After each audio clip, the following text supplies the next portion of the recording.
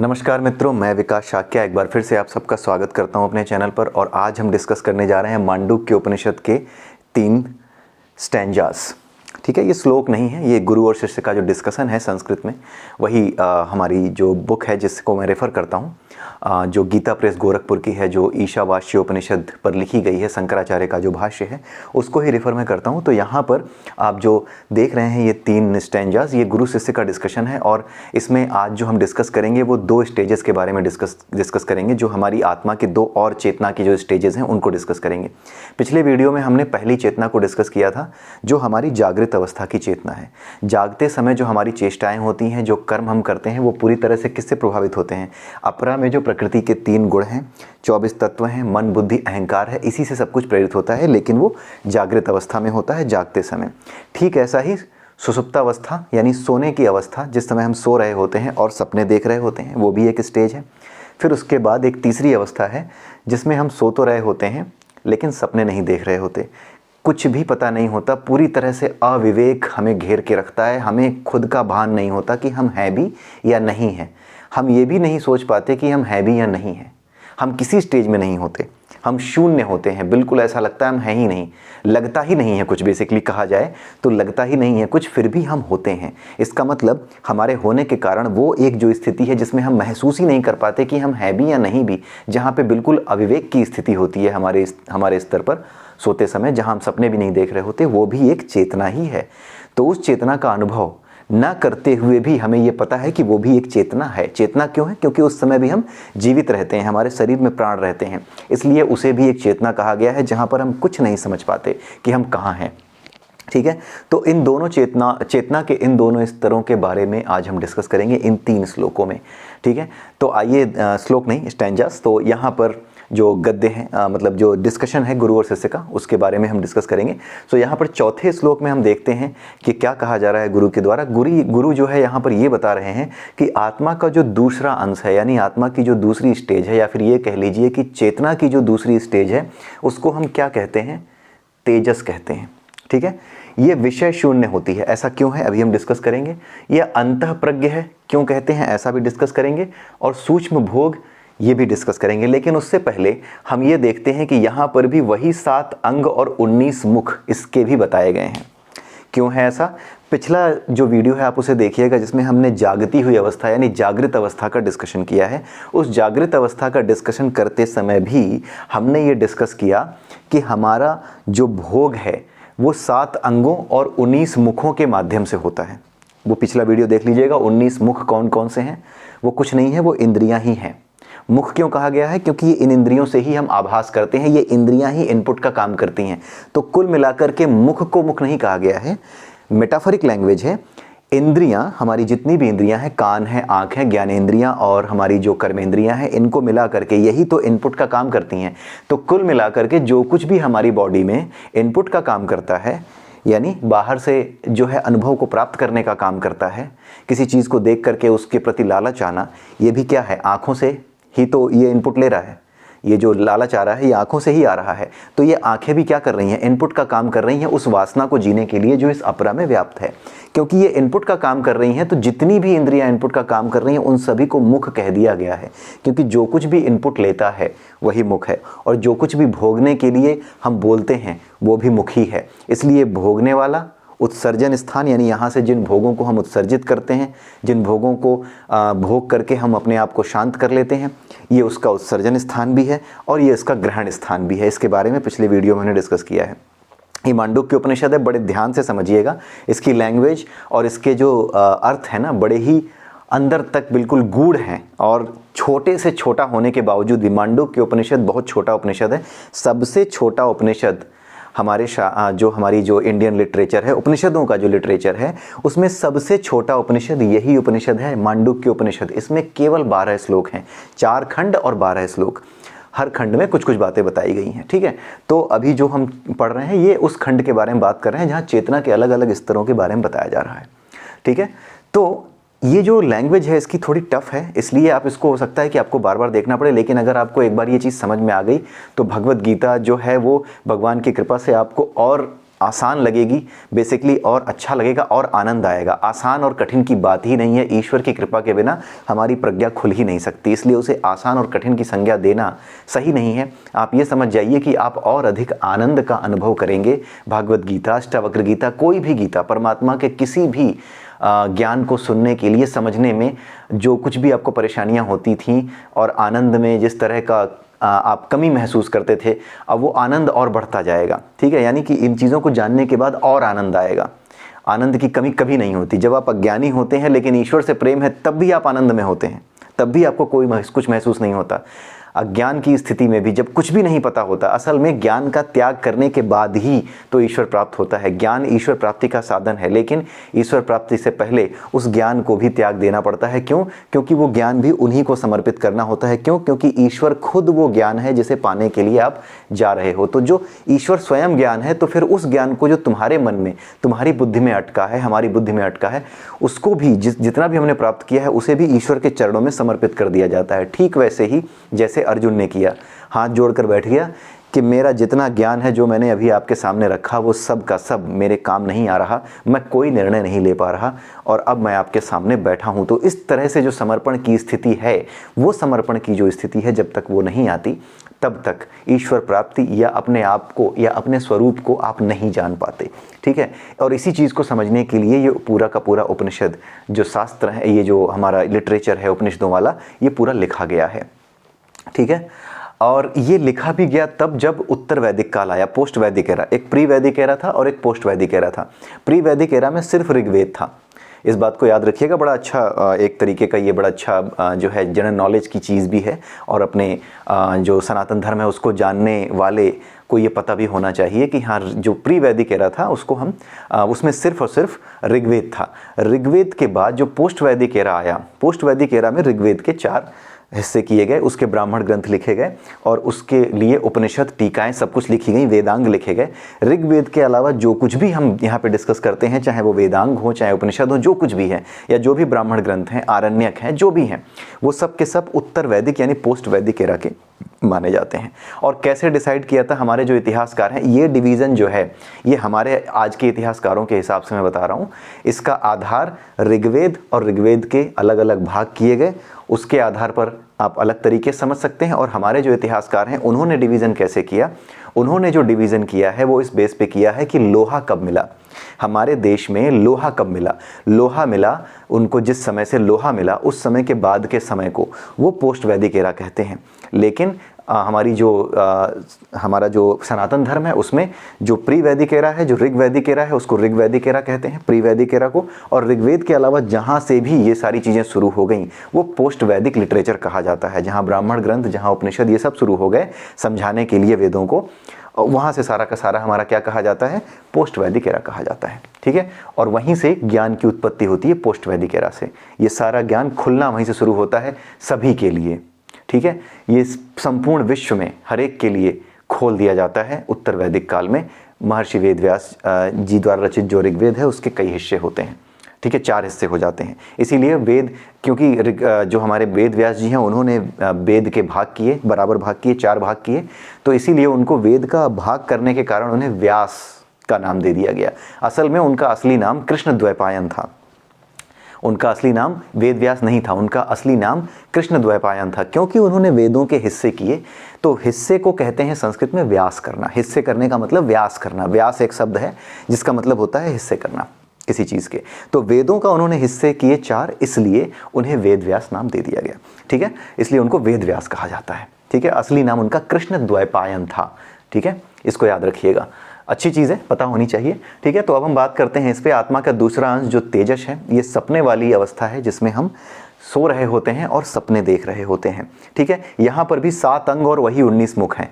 7 अंग और 19 मुख हैं, लेकिन कैसे हैं? सपने की स्थिति में ये 7 अंग 19 मुख कहाँ पे हैं? क्योंकि सपने की स्थिति में भी आप अपने आप को शरीर ही समझ रहे होते हो। आप अपने आप को शरीर के अलावा कुछ और थोड़ी समझ रहे होते हो, आप अपने आप को शरीर ही समझ रहे होते हो। और इस शरीर में वही 7 अंग और वही 19 मुख हैं जो जगते समय होते हैं। जैसा जगते समय महसूस होता है वैसा ही सपने में महसूस होता है। लेकिन जब सपने में आप होते हो तो ये भूल जाते हो कि आप जाग नहीं रहे हो, आप जो कुछ देख रहे हो उसे ही सच मानने लगते हो। इसीलिए ये चेतना का एक अलग स्तर है जो कि आपको अपरा में जो आपकी जागृत अवस्था है, यानी जो आपकी वो स्टेज है जिसमें आप बाहरी सुखों को भोगने में सुख महसूस करते हो, बाहरी जो भौतिक सुख हैं उनके लिए आप जीते हो, उनसे अलग स्टेज है। यहाँ पे आप जब आप जाग रहे हो, जब मैं जाग रहा हूँ, तब हम भौतिक स्थितियों में, भौतिक परिस्थितियों में भौतिक पदार्थों के भोग के लिए जी रहे होते हैं। ये स्थिति जो हमारी होती है ये जागृत अवस्था की होती है। लेकिन जब हम सो जाते हैं, सपने देखते हैं, तो वहाँ पर ये जागृत अवस्था से हम एकदम अलग होते हैं, हमारी चेतना ही अलग लेवल पे होती है। वही 7 अंग और वही 19 मुख जिनसे हम भोग करते हैं वही सब होते हैं, लेकिन वो बाह्य अवस्था में स्थूल का भोग नहीं कर रहे होते। वो हमारी सब कुछ सोते समय हमारी कल्पना में ही हो रहा होता है। तो जो कुछ हमारी कल्पना में हो रहा होता है, जिसे हम भोग रहे होते हैं, जहाँ पे केवल और केवल मन की वासना ही पर्याप्त है। ये जो स्वप्न आते हैं, सपने आते हैं ना, वो मन की वासना से ही आते हैं। उसका टेक्निकल डिस्क्रिप्शन भी यहाँ दिया गया है, अभी हम उसको डिस्कस करेंगे। तो मन की वासना से जो सपने आते हैं वो मन की वासना से ही उत्पन्न होते हैं। ठीक है, होता क्या है कि केवल और केवल वासना से उसका जन्म होता है, मन की वासना। और वासना का स्थान कहाँ है? मन है। वो जो 5 कोश हम बनाते हैं उसमें मनोमय कोश ही तो वासना का स्थान है। तो अब होता यह है कि इसके अलावा एक चीज़ और आपको याद करनी होगी, जो हमने भगवत गीता डिस्कस करते समय की थी डिस्कस। उसमें क्या हमने डिस्कस किया था कि जो मन है और जो हमारी बुद्धि है, ये दोनों आपस में जुड़े हुए हैं, पड़ोसी हैं एक दूसरे के। मन जब जाग रहा होता है तो बुद्धि भी जाग रही होती है। ठीक है, मन जिस वासना में होता है, बुद्धि भी उसी वासना के अनुसार निर्णय लेती है। मन अगर ईश्वर सेवा में लगा है तो बुद्धि भी ईश्वर सेवा के ही काम करती है। आप ऐसा समझ लीजिए कि बुद्धि जो है वो मन की गुलाम है। मन में अगर वासना है तो बुद्धि भी वासना को पूरा करने के उपाय सुझाएगी, लॉजिक लगाएगी, तर्क लगाएगी, उपाय खोजेगी कि इस वासना को कैसे पूरा किया जाए, जिस वासना के अंतर्गत हमारा मन प्रेरित हो चुका है। तो मन का गुलाम है पूरा का पूरा शरीर, यहाँ तक कि बुद्धि भी मन की गुलाम हो जाती है। मन जिस तरफ भागता है, अगर ईश्वर की तरफ भागता है तो बुद्धि भी कैसी हो जाएगी? बुद्धि भी हमारी आध्यात्मिक हो जाएगी। अगर हमारा मन आध्यात्मिक हो गया तो बुद्धि भी आध्यात्मिक हो जाएगी, और अगर हमारा मन वासना में हो गया, सांसारिक हो गया, तो हमारी बुद्धि भी वासनामयी हो जाएगी। अब देखिए सपने कैसे आते हैं। रात में सोते समय जब हम सो रहे होते हैं तो हमारा जो मन है, इस अपरा में हमने एक बार डिस्कस किया था, इस अपरा में मन है, एक सार्वत्रिक मन है, एक जो है चारों तरफ फैला हुआ मन है। जैसे परमात्मा से आत्माएं निकली हैं, वैसे ही एक सार्वत्रिक मन है, यूनिफॉर्म माइंड है। उसी से हमारे सबके छोटे छोटे माइंड्स, हम सबके भीतर जो मन का हिस्सा है वो उसी सार्वत्रिक मन का एक हिस्सा है हमारे भीतर, दूसरों के भीतर। तो मन सबके भीतर है, लेकिन वो एक ही मन का हिस्सा है। ठीक है, तो ये जो मन है ये क्या करता है, जब हम सो भी रहे होते हैं तो जागते समय अगर हम किसी परेशानी में हैं, किसी समस्या में हैं, तो मन क्या है? अटैच हो जाता है। दुख का कारण क्या है? अटैचमेंट।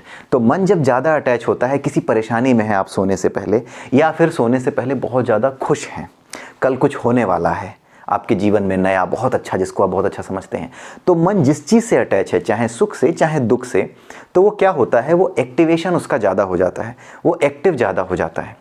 ठीक है, ऐसा करने से क्या होता है, ऐसा होने से क्या होता है कि जब आप सो भी जाते हैं तब भी ये मन क्या करता है, आपके भीतर स्फुरित हो जाता है। सोते समय भी जब आप सो रहे होते हैं, जब आपकी बुद्धि भी शांत हो जाती है, तब ये क्या होता है, स्फुरित हो जाता है अचानक से। और जब ये स्फुरित होता है तो जैसा हमने टेक्निकली डिस्कस किया कि मन और बुद्धि कभी अकेले नहीं रह सकते। अगर मन जागता है तो बुद्धि को जागना पड़ेगा। इसीलिए क्या होता है, जैसे ही मन, जिन वासनाओं के अंतर्गत आप जागते समय परेशान थे, उन्हीं वासनाओं के अंतर्गत फिर से वो क्या करता है, अपने आप को स्फुरित करता है, वो अपने आप को एक्टिवेट करता है। जैसे ही एक्टिवेट करता है, बुद्धि भी जाग जाती है। जब बुद्धि जाग जाती है तो वही तर्क वितर्क, वही वासनाएं जो आपके मन में थीं, केवल उन्हीं वासनाओं से वो अपनी बुद्धि के अनुसार आप अपने भीतर क्या कर देता है, वो बुद्धि कुछ नहीं जानती, वो मन की गुलाम है। मन ने जो वासना उत्पन्न की, बुद्धि ये नहीं सोच पाती, बुद्धि डीएक्टिवेट हो जाती है। यही सबूत है इस बात का कि बुद्धि कभी भी मन के बिना काम नहीं करती। मन जैसा होगा वैसी ही बुद्धि काम करेगी।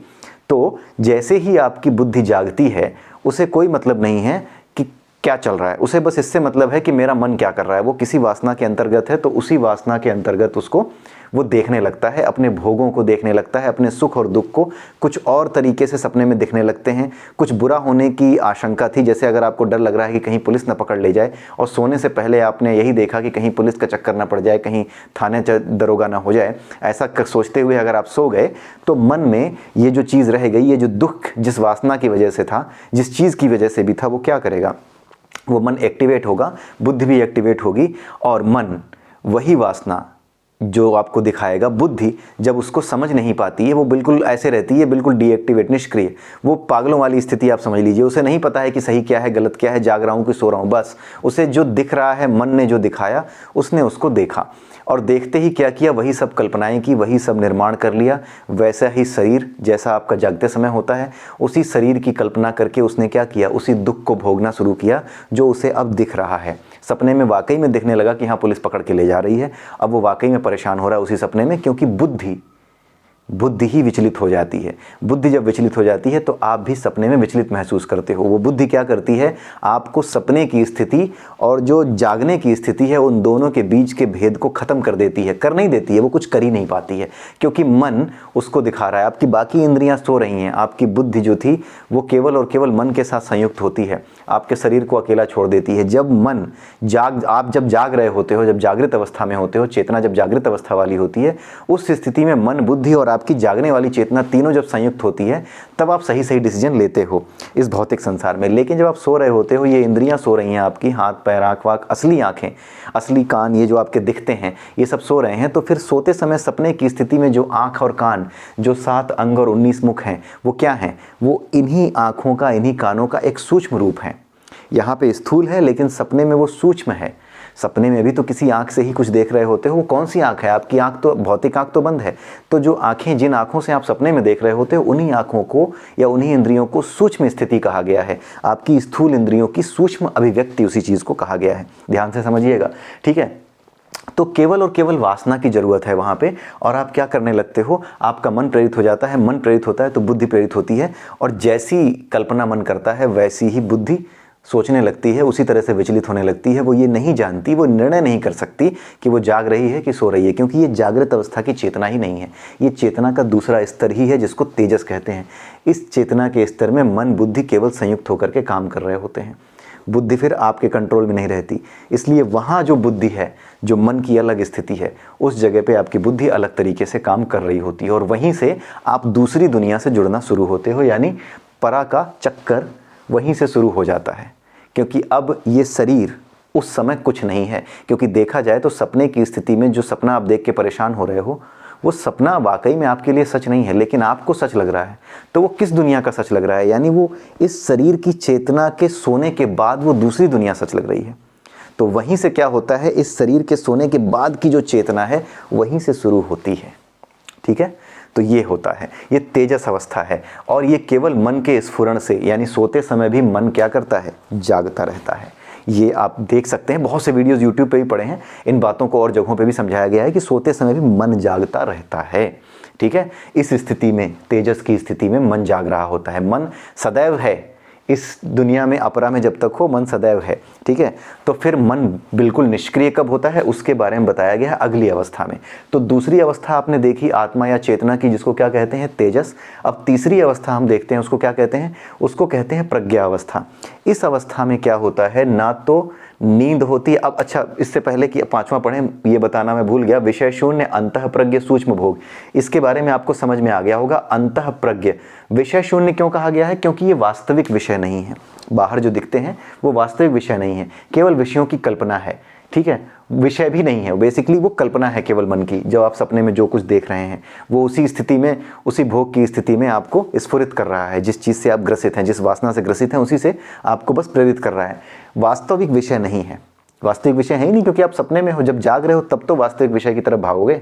और इस संसार में वास्तविक विषय जिसको कहते हैं, वो जागने पर ही आप उनके पीछे भाग सकते हो। इसलिए सपने की अवस्था में जो विषय आपको देख रहे हैं वो विषय शून्य कहा जा रहा है। क्यों? क्योंकि वो वास्तविक विषय है ही नहीं। जैसे जागोगे, उस विषय के प्रति मोह और उस विषय के प्रति भागदौड़ सब खत्म हो जाती है, ठीक है। और सूक्ष्म भोग, इसके बारे में हमने डिस्कस कर ही लिया। अंतः प्रज्ञ क्या है, जो हमारा मन है ना, हमने देखा कि जो हमारे शरीर के 5 कोश हैं उसमें मन काफ़ी भीतर है। जो आपका बीच का हिस्सा है बिल्कुल दर्पण की तरह काम करता है। जैसे शीशा होता है, उसके भीतर और उसके आगे दोनों तरफ बराबर बराबर, जितनी दूर आप यहाँ पे हो उतनी ही दूरी पे आपका प्रतिबिंब बनेगा, ठीक है।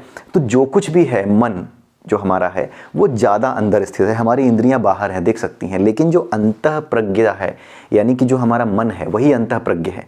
मन में जो कुछ मन निर्णय ले रहा है, जो कुछ मन कर रहा है वो अंतः प्रज्ञ है, इसलिए क्योंकि वो अंदर स्थित इंद्रिय है और उसे जो कुछ पता है, उसमें जो कुछ प्रज्ञा है, उसी प्रज्ञा को अंतः प्रज्ञा कहा गया है। क्योंकि ये इंद्रियां तो बाहर हैं लेकिन मन क्या है, काफ़ी भीतर है, और उसके भीतर भी जाकर के ज्ञानमय कोश है और उसके भी भीतर जाकर के आनंदमय कोश है। तो देखा जाए तो जो सूक्ष्म आत्मा है वो बहुत ही भीतर है हमारे, देखा जाए तो बहुत ही भीतर है और देखा जाए तो बहुत नज़दीक भी है। अगर हम समर्पित हो गए तो बहुत नज़दीक है और अगर हम वासनाओं में फंसे रहे तो बहुत दूर है। ठीक है, तो आई होप कि आपको अंतः प्रज्ञा का मतलब समझ में आया होगा। ये बहुत अंदर होने की वजह से, मन जो है वो तीसरे लेवल का होने की वजह से काफ़ी अंदर है, और इसीलिए इसकी जो प्रज्ञा है, ये प्रज्ञा ही तो है कि ये कल्पनाएं कर रहा है। तो ये जो मन की प्रज्ञा है, यही प्रज्ञा क्या है, अंतः प्रज्ञा कही जाती है। ठीक है, अब 5वां श्लोक देखते हैं। 5वें श्लोक में आप सो रहे होते हो, इसमें बताया गया है कि प्रज्ञा अवस्था है अगली स्टेज, तीसरी स्टेज, जिसको प्राज्ञ अवस्था कहते हैं। इस अवस्था में आप सो रहे होते हो, नींद होती है, सपने नहीं होते। नींद है प्लस सपने नहीं है।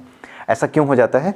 होता यह है कि जो हमारा मन है ना, ऐसा नहीं है कि ये सो जाता है, मन सदैव एक्टिव रहता है। समस्या ये हो जाती है, आप ऐसे कल्पना कीजिए कि आप कहीं जा रहे हैं, दिन में आपको पेड़ पौधे, जंगल, कहाँ पानी है, कहाँ तालाब है, सब दिख रहा है। अचानक आपको चलते चलते अब देर हो गई, आप अपने लक्ष्य तक नहीं पहुँच पाए, जहाँ जाना था वहाँ नहीं पहुँच पाए, रात हो गई। रात हुई, ऐसा घना अंधेरा हुआ, अमावस की काली रात, ऊपर से बादल, और ऐसा घना अंधेरा हो गया कि हाथ को हाथ नहीं दिखाई दे रहा। जब आपको हाथ को हाथ नहीं दिखाई दे रहा तो सामने तालाब है कि सामने पेड़ हैं कि सामने कोई आदमी आ रहा है कि सामने जानवर आ रहा है, कुछ भी आप अपने आप से अलग करके नहीं देख सकते। सब कुछ अंधेरा ही है, सब कुछ एक ही हो गया है, काला काला सा, चाहे तालाब हो, चाहे पेड़ हो, चाहे कुछ भी हो। ठीक उसी तरीके से ये जो स्थिति है प्राज्ञ अवस्था, इसमें जो हमारा मन है वो एक्टिव तो रहता है। जैसे जब हम अंधेरे में बिल्कुल चलते हैं, चल तो रहे हैं, लेकिन चलते चलते जब हमें पता लगा कि हाथ को हाथ नहीं सूझ रहा तो हम कुछ कर नहीं पाते। हम निर्णय लेते हैं कि यार यहीं रुक जाओ, पता नहीं आगे कोई तालाब, कोई पानी, कोई कुआं ना पड़ जाए, कोई गड्ढा ना आ जाए, कहीं हम गिर ना जाए। तो थोड़ी देर रुक जाते हैं, थोड़ा उजाला होने का इंतज़ार करते हैं। ठीक इसी प्रकार से हमारा जो मन है, होता क्या है कि जागने की अवस्था और सोने की अवस्था, इन दोनों ही अवस्थाओं से अलग, जागते समय जो हम अनुभव करते हैं और सोते समय सपने में जो हम अनुभव करते हैं, इन दोनों अनुभवों के बीच में वो क्या करता है, कुछ डिसाइड नहीं कर पाता। ऐसा बहुत ही उस स्थिति में होता है जब हमारा शरीर बहुत ज़्यादा थका होता है। इस स्थिति में क्या हो जाता है कि जो हमारा मन है, इसकी स्थिति कैसी होती है कि ये कोई निर्णय नहीं ले पाता, ये पूरी तरह से अज्ञान से घनीभूत हो जाता है, यानी इसके ऊपर अज्ञान का अंधेरा छा जाता है। ये समझ ही नहीं पाता कि इसे कुछ, इसकी प्रज्ञा काम करना बंद कर देती है। जब मन की प्रज्ञा काम करना बंद कर देती है तो यहाँ पर भी एक टेक्निकल चीज़ आप समझिए। जैसे ही मन काम करना बंद कर देता है वैसे ही बुद्धि अपने आप काम करना बंद कर देगी। बुद्धि को अलग से काम नहीं करना होता, जब मन एक्टिव होता है तभी बुद्धि एक्टिव होती है। ठीक है, सपने में भी आप बुद्धि से काम करने लगते हो, सपने में बुद्धि लगाने लगते हो, क्यों? क्योंकि मन एक्टिव रहता है। लेकिन ये जो स्थिति है इसमें मन एक्टिव नहीं होता, बुद्धि भी सो जाती है। इसीलिए जब मन और बुद्धि दोनों सो गए, क्यों सो गए? क्योंकि वो निर्णय नहीं ले पा रहा, मन घनीभूत हो गया है। यहाँ पे बताया है मन जो है घनीभूत हो जाता है। कैसे घनीभूत हो जाता है? जागते समय और सोते समय जो हमारे मन की स्फुरण प्रेरणा होती है, मन के स्फुरित होने पर, यानी मन के एक्टिवेट होने पर जो प्रेरणाएं होती हैं वासना की, वो दोनों ही आपस में क्या हो जाती हैं? जागने और सोने वाली दोनों ही कल्पनाएं, दोनों ही वासनाएं, सोते समय जो वासना होती है सपने के समय, और जो जागते समय जो वासना की स्थिति होती है, वो दोनों ही क्या होती हैं? आपस में घनीभूत हो जाती हैं, एक दूसरे से मिल जाती हैं, बिल्कुल गुत्थम गुत्था हो जाती है। जैसे ही ऐसी स्थिति बनती है, मन निर्णय नहीं ले पाता, क्योंकि वो आच्छादित हो जाता है, ढक जाता है अंधेरे से। किससे? इसी को अज्ञान कहते हैं। अब यहाँ पे एक टेक्निकल इशू होता है, प्रॉब्लम होती है टेक्निकल। किसको? मन को टेक्निकल प्रॉब्लम ये होती है कि जब वो डिसाइड नहीं कर पाता तो वो रुक जाता है। अब देखिए मज़ेदार चीज़, जब मन रुक जाता है, बुद्धि रुक जाती है, आपकी चेतना का जगने वाला स्तर भी नहीं है, आपकी चेतना का सोने वाला और सपने वाला स्तर भी नहीं है, तो होता क्या है फिर आप जिस स्थिति में होते हो, ना वो मन के अधीन है, ना वो आपके जगने वाली स्थिति के अधीन है। किसी तरह से आप जो है मन के अधीन नहीं हो। आप किस स्थिति में आ गए? आप उस स्थिति में आ गए जहाँ पे सिर्फ और सिर्फ आपके ऊपर कंट्रोल किसका है? ब्रह्म का कंट्रोल है। कि कौन से ब्रह्म का? क्षर ब्रह्म। हमने पढ़ा कि जो अपरा है वो क्षर ब्रह्म से बना है, जो परा है वो अक्षर ब्रह्म से बना है। तो वही ब्रह्म परमात्मा ही है, वो परमात्मा का ही अंश है वो।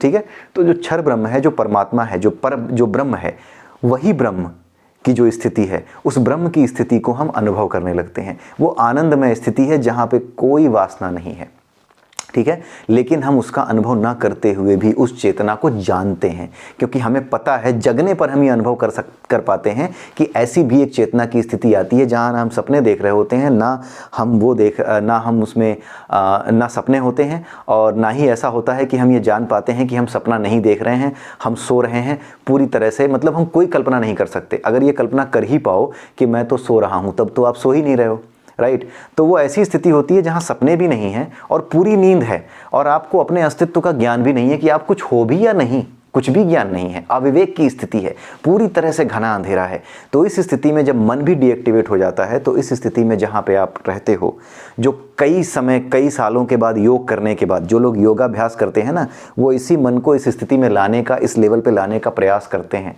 ऊपर जब वो बढ़ते हैं तो इस स्थिति में लाने के बाद वो अपने आप को यहाँ रोकते हैं और इसी आनंद को अनुभव करना चाहते हैं। इस आनंद की बहुलता है, मतलब ये आनंद बहुत ज़्यादा है, लेकिन ये परमानंद नहीं है। क्यों? क्योंकि ये स्थिति ब्रह्म की स्थिति है, क्षर ब्रह्म की स्थिति है, इस अपरा के भीतर है। ये अभी परा से, जो परमात्मा से जो निकली हुई है, उस परमात्मा में विलीन नहीं है। ये कौन सी स्थिति है? ये ब्रह्म की स्थिति है। इसी को ब्रह्मलीन स्थिति कहते हैं। यानी जब आप सपना भी नहीं देख रहे होते हो और सो रहे होते हो, जहां आपको अपना ही भान नहीं रहता, अपना ही बिल्कुल होश ठिकाना नहीं रहता कि आप कुछ हो भी या नहीं भी हो, बिल्कुल शून्य जब आपकी स्थिति होती है सोते समय, तो उसी स्थिति को हम क्या कहते हैं? ब्रह्मलीन स्थिति कहते हैं। क्यों? क्योंकि मन डीएक्टिवेट हो गया।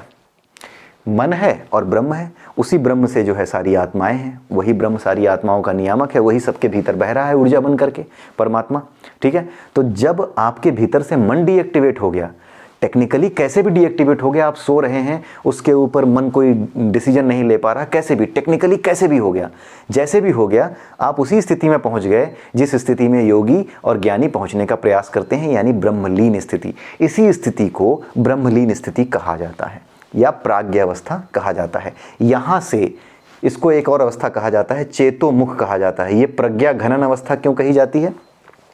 प्रज्ञा नघन इसलिए कही जाती है क्योंकि यहाँ पे जागने और सोने दोनों की स्थिति कैसी हो जाती है?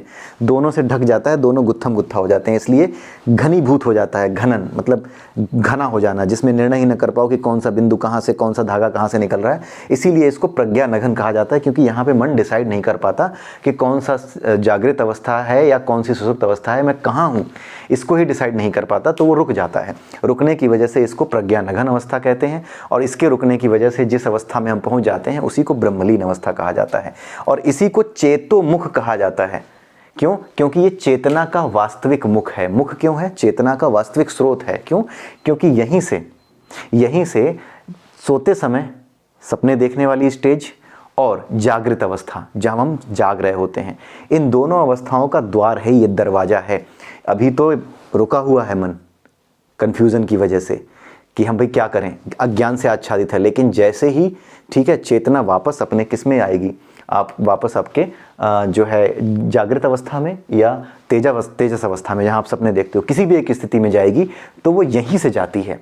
बेसिकली यही वो स्टेज होती है जब आप शरीर ग्रहण करते हो, जब आपके पास न मन है न कुछ है, तो यहाँ से आपका निर्माण शुरू होता है। ठीक है, जब यहाँ से आपका निर्माण शुरू होता है प्रज्ञा अवस्था से, तो यही क्या है, यहीं से निर्माण शुरू होने के कारण यही क्या है, परमात्मा है। और आप जानते भी हो कि ये जो अपरा है वो उसी परब्रह्म का एक हिस्सा है, उसी परब्रह्म से व्याप्त है। उसी परब्रह्म का एक जो शक्ति है उसे हम कहते हैं क्षर ब्रह्म। वो ब्रह्म जो कि ऐसी चीज़ों का निर्माण करता है जिनका एक दिन विनाश हो जाएगा, और वो अपरा में है, और वहीं तो हम हैं। तो वहाँ होने की वजह से और वहीं पर चेतना के ये द्वार होने की वजह से, चेतना के ये सभी द्वार, चाहे वो सपने वाले हों चाहे वो जागने वाली अवस्था के हों, ये सब यहीं खुलते हैं, इसी प्राज्ञ अवस्था से खुलते हैं, इसी ब्रह्म से खुलते हैं। इसीलिए इसको क्या कहा जाता है, चेतना का द्वार कहा जाता है, चेतोमुख। और इसीलिए 6वें श्लोक में कहा गया है कि यह हम सभी का ईश्वर, ईश्वर तो है ही क्योंकि ब्रह्म है, पर ब्रह्म का ही एक शक्ति है, पर ब्रह्म का ही एक अंश है। ठीक है, आप ऐसे समझ लीजिए कि जैसे पानी है, वो बर्फ़ बन जाए तो भी वही पानी है, वो अगर गैस बन के, हवा बन के, वाष्प बन के उड़ जाए तो वो भी पानी ही है। ठीक है, तो ये जो क्षर ब्रह्म और अक्षर ब्रह्म है, ये कुछ अलग सी चीज़ नहीं है, वही परमात्मा ही है। उसी परमात्मा की एक शक्ति अपरा के रूप में इस संसार को चलाती है। उसी परमात्मा की एक शक्ति परा के रूप में उस लोक का निर्माण करती है जहाँ कोई गुण नहीं है, जहाँ कोई तत्व नहीं है, कुछ नहीं है, बिल्कुल शून्य परम आनंद की स्थिति है। तो यही प्रज्ञा का स्थान होने के कारण, चेतना का इस पहला द्वार होने के कारण, वो चेतना जिसको हम महसूस कर सकते हैं शरीर के माध्यम से या सपने में, उसका द्वार होने के कारण इसको चेतोमुख कहा जाता है। स्वप्न और जागृत अवस्था दोनों का द्वार है। तो आई होप कि आपको ये 3 श्लोक समझ में आए होंगे। ये वीडियो बहुत इंपॉर्टेंट था। आप चाहें तो दोबारा आप जा करके ये जो किताब है आपकी, इसमें आप जो है ये गीता प्रेस गोरखपुर की किताब है, इसी को मैं रेफ़र कर रहा हूँ। तो यहाँ पर अगर आप देखें तो आपका जो मांडुक्य उपनिषद है, मांडुक्य उपनिषद वाला चैप्टर है, उसमें जा करके आप जो है पहले, दूसरे, तीसरे, चौथे, 5वें और 6ठे, इन 6 के 6 श्लोकों को आप पढ़ सकते हैं। और ये सारी की सारी चीज़ें जो अभी हमने डिस्कस की हैं, वहाँ पर जाकर आपको और भी क्लियर हो जाएंगी और भी आनंद आएगा उसे समझने में। तो ये किताब या कोई भी उपनिषद की किताब जो आपको सही लगती है, आप उसे खरीद लीजिए, ठीक है। मैं इसको रेफ़र इसलिए करता हूँ क्योंकि मैंने इसी को शुरू से ही रेफ़र किया, कोई एक सोर्स चाहिए था, वहाँ से रेफ़र कर लिया। और मुझे पर्सनली मुझे गीता प्रेस गोरखपुर का जो प्रकाशन है, उसकी जो किताबें हैं वो काफ़ी अच्छी लगती हैं। काफ़ी गूढ़ से गूढ़ बातों को भी सिंपल से सिंपल लैंग्वेज में समझाने का प्रयास, और जो हमारा सनातन धर्म है उसको बढ़ाने के लिए इन्होंने काफ़ी प्रयास किए हैं। सिर्फ यही नहीं, बहुत से लोग कर रहे हैं। तो जितने भी लोग हैं, हम सबको एक होना पड़ेगा और चीज़ों को समझना होगा, बेहतर ढंग से सहयोग करना होगा। सहयोग करने के साथ साथ हमें क्या करना होगा, हमें इन चीज़ों को स्वयं भी अपने समाज में फैलाना होगा, बताना होगा, अपने आने वाली पीढ़ियों को समझाना होगा। तो आप चाहे ये बुक लें, चाहे कोई भी लें, लेकिन एक रेफरेंस के लिए ज़रूर कोई ना कोई उपनिषदों की बुक खरीद लें। एटलीस्ट अगर मांडुक्य उपनिषद की अलग से कोई कमेंट्री आती है, कोई बुक आती है, तो वो ही खरीद लीजिए, लेकिन खरीदिए ज़रूर, रखिए ज़रूर। ये रखने लायक चीज़ें हैं, ये रखने लायक बुक्स हैं। इनको नहीं रखेंगे, भागवत गीता को अपने घर में नहीं रखेंगे, तो किस चीज़ को अपने घर में रखेंगे? जरूर रखिए। तो आई होप कि आपको आज का वीडियो पसंद आया होगा। अगले वीडियो में फिर मिलेंगे, तब तक के लिए जय श्री कृष्णा, जय श्री राधे, जय सिया राम।